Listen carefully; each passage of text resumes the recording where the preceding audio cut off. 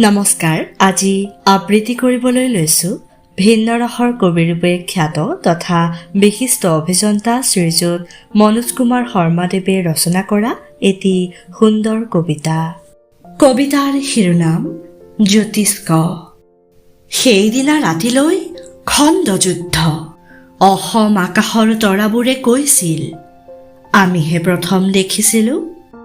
সন্ধ্যাৰাণী জোনবাই কৈছিল, ময়েই পঠাইছিলো মোৰ নাম ৰাখিবলৈ চিৰদিনলৈ।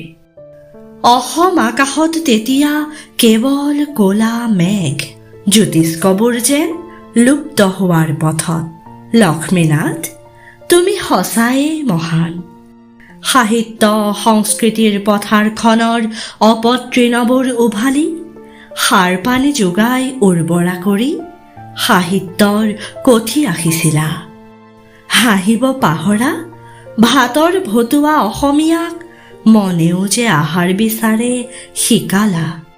কলম স্বৰূপ মিছাইল মাৰি ক'লা ডাৱৰ নাশি জ্যোতিষ্কৰ পোহৰ সিঁচিলা। শ্ৰেষ্ঠ জ্যোতিষ্ক শংকৰদেৱক তুমি যেন পুনৰ জনম দিলা। তুমি অসম উধাৰিলা, তুমি আমাক উধাৰিলা। ধন্যবাদ।